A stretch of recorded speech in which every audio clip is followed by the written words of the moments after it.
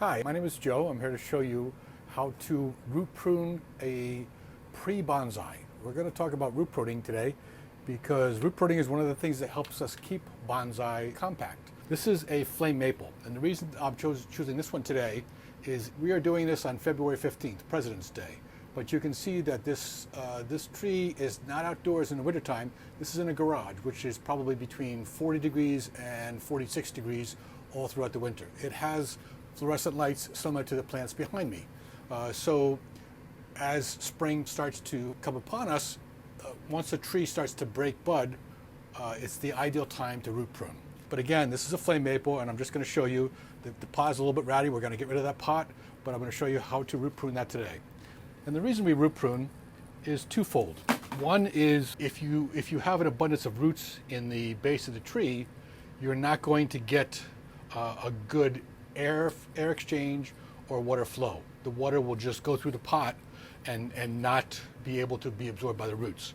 So this is a tree. This was a seedling, probably about a cutting, probably about 2 or 3 years ago. It's never been root pruned, and the roots are very, very fine on this. Normally, when you take a maple, you'll find very coarse roots.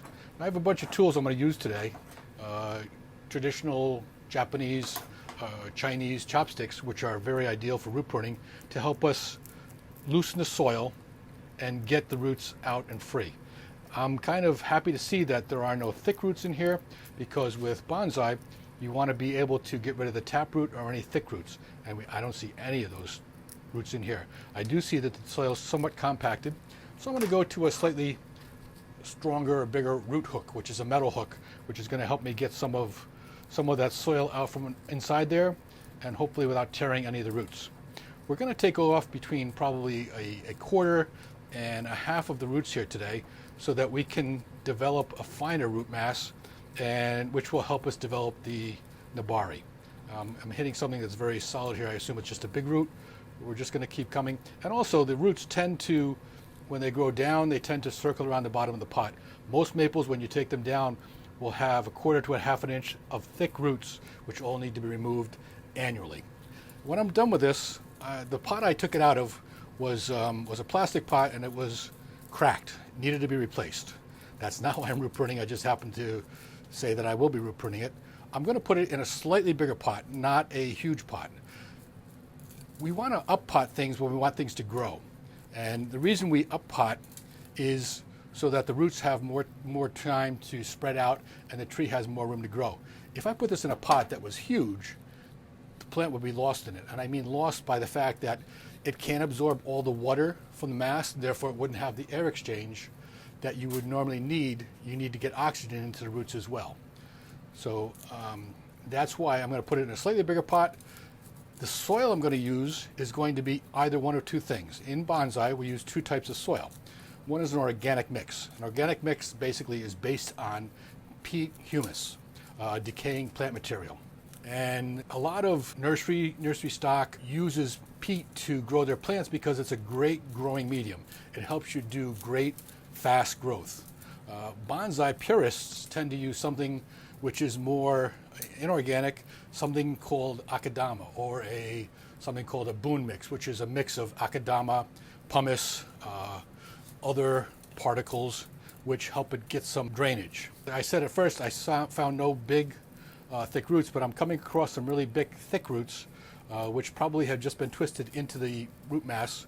So I'm glad I'm finding those. We're going to cut those big thick things off, which will help us develop finer hair roots. You can see that those roots are very thick. What we want are the finer hair roots. We want to get rid of these thick, coarse roots. They don't do anything for absorbing nutrients. They don't do anything for developing the nabari, which is the root spread, which gives the bonsai its graceful period. And you can see it's got a nice little curve in through here on the trunk. It's developing nicely. Some of these branches need to be cut back significantly. And I'm going to probably make it tight, but I'm not going to do it now because, again, it's mid-February. I'm going to put it back in the garage. It's got a month or two before it goes outside when it's going to start developing its growth. It'll be a slow growth now, but it's time to root prune, so that's why we're doing this today. And if this one doesn't work out well, we always have some tropicals behind me which we can root prune as well. This has got a phenomenal mass of roots. You can see that I'm getting some soil out of here, but not a lot. One of the things I was thinking about doing was changing the soil mix in this from a organic mix to an akadama mix. And the reason being is that even though some people do not like akadama because it tends to break down over time, if you were to read some of the literature on the issue, most especially a recent book by Michael Hagedorn called 56 Bonsai Myths, Bonsai Heresy, he talks about the reason the Japanese use akadama and the fact that when the akadama breaks down, it creates a ball which leads to very fine root development. So if you were a Japanese artist and you had a very old bonsai tree and it was growing in akadama, you would not do the kind of root pruning that I would do. You would leave the ball and just trim out the exterior roots. But like I said, this is a young tree. It's never been, since I've owned it, never been root pruned. I wanted to see what these roots look like. Sometimes when you root prune, you can find a root which comes down, and I don't know if you can see it here. This root is very thick, and it comes down, and it makes it a 90-degree turn down. That could, if you were elevating the tree a little bit, you could elevate that and have a little bit more nabari. So there's a thought you could cut off this fine root, elevate the tree, and develop a little bit more mature-looking tree by showing off some of the thicker, coarser roots. You want to be careful to watch and ensure that you don't have crossing roots, that the roots are radial, not one-sided. And this one, the only really nice root that I see that's at nabari is this one root here between my fingers. So we may just elevate this in the pot and accentuate that root. I am concerned because that one root is very thick, but it does kind of end here, terminates here, and goes into some finer roots, so that's a good thing. I'm going to make some cuts.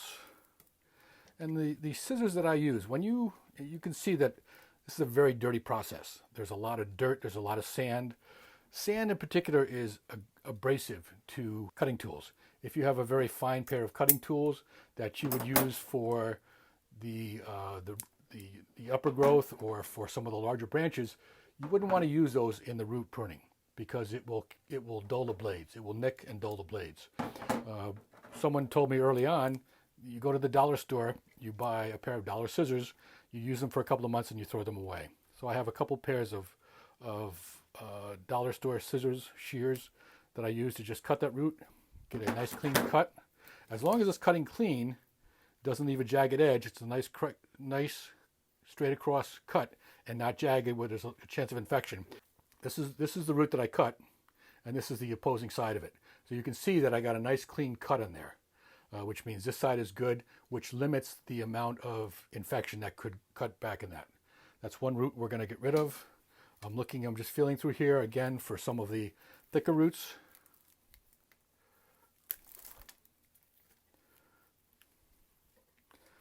This thick root has some fine growth on it, and then it stops and just continues a long leg of growing. So I'm going to take my shears and I'm going to cut it just above, and again, I got a good clean cut. That's very important. This is another thick root. We're getting rid of the thick roots, kind of like a taproot. Most maples will have more roots than this cut out. They will have more coarser roots down towards the bottom of the pot, circling the pot. I'm not going to remove a lot of this because most of this is very fine roots. I am going to put it in a slightly bigger pot. So let's talk about the pot. Again, I have some nice nabari coming down here. I want to accentuate that. I want the level of the soil to be about here. So I can show off some of these things. I'll need to cut this one off because that's going to be above the soil line. And again, I'm not going to cut the top until it starts to pushing a lot more growth, and I will cut back some of that closer to the branches to have a more compact shape. But that's what it looks like. This is what we're going to pot it in. This is what it came from.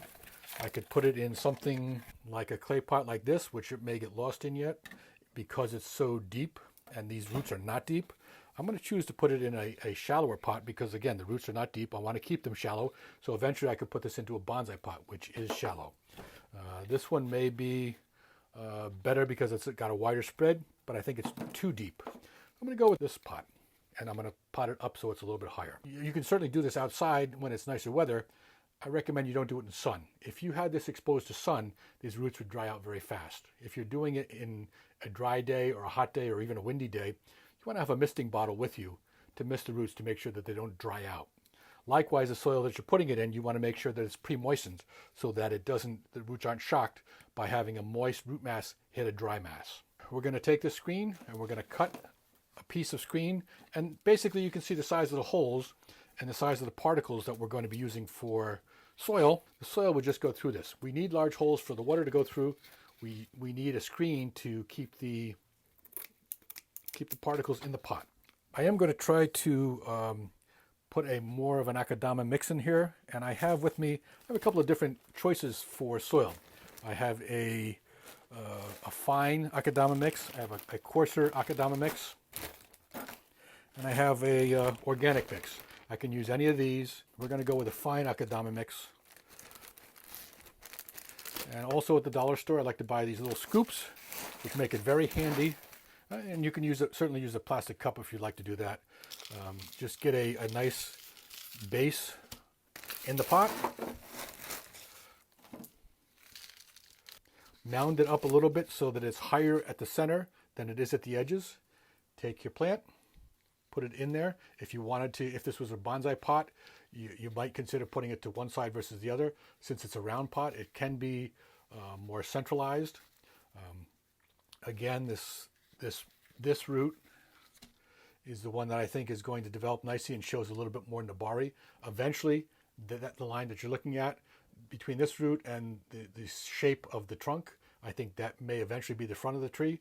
But right now, we're just going to put it in this pot, and we're going to pour in the rest of the akadama around it to make sure it's nice and safe and secure. Pour it in there. You can use a chopstick to make sure that you have no pockets of air left in there. And you can see that as I'm doing this, the akadama is settling in there.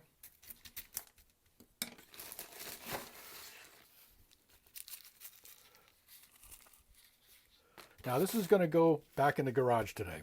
I'll water it first, make sure it gets a good thorough watering through so that it's soaked and that the akadama mixes well with the soil. But if I were to put this outdoors, I would not put this in direct sunlight for 2 or 3 weeks. Some people say that it needs the direct sun to have the roots grow. I prefer it's been given a shock by the amount of roots that I have cut off of it. And even though there are minimal roots on this one that we've cut off, it's still a shock to the system. We've changed the soil mix a little bit. That's another shock to the system. So just to make sure that things are right, if this was the summertime and I were outside, I would give it 2 or 3 weeks of morning sun, afternoon sun, no midday sun, no hot sun, maybe not even morning or afternoon sun, just to let it get a little healing until I see start to see some vigorous growth on here. I'm also not going to trim any of this back because it is mid-February. When it gets closer to April, May, I will start trimming these back, and hopefully by then I'll see some development of the roots. How do you know the roots are developing? Well, you'll see a lot of growth in the top. What happens underneath your tree typically replicates what's happening above your tree, or what you can see above is what's happening underneath. When you see a lot of growth, you know that the roots are active and growing. Root pruning, it's a very simple technique. It's a very basic technique we use for bonsai. We do it in the springtime. It helps us develop finer roots, which helps us develop the plant to put into a bonsai pot. Again, this is a little bit too young to put in a bonsai pot. I want to develop it, but I also need to make sure that part of that development process is getting our roots to work the way we need to. The best way to find out more about this is to develop a library of books. One of the books I talked about before was Bonsai Heresy by Michael Hagedorn. Michael Hagedorn is an American artist who studied in Japan for about 6 years and brought some good techniques back. You can also buy online. You can also buy some of these books on eBay, used books. They're very effective. This is a great beginner's guide, but it's a very thorough guide on how to, all the different process, all the different steps of doing bonsai, from the basic techniques to individual projects, taking a nursery plant and making a bonsai out of it. Great techniques. The best technique I've found that's helped me develop is to join a bonsai club. I'm a member of the Long Island Bonsai Society. I'm also a member of the Bonsai Society of Greater New York. It's a great opportunity to meet with fellow enthusiasts, to have meetings with someone getting up and speaking about a subject like this, providing workshops. There's no better way to learn than doing a hands-on meeting or a hands-on presentation with some of the artists that we bring into town for that. I hope you've enjoyed this, and I thank you all for watching.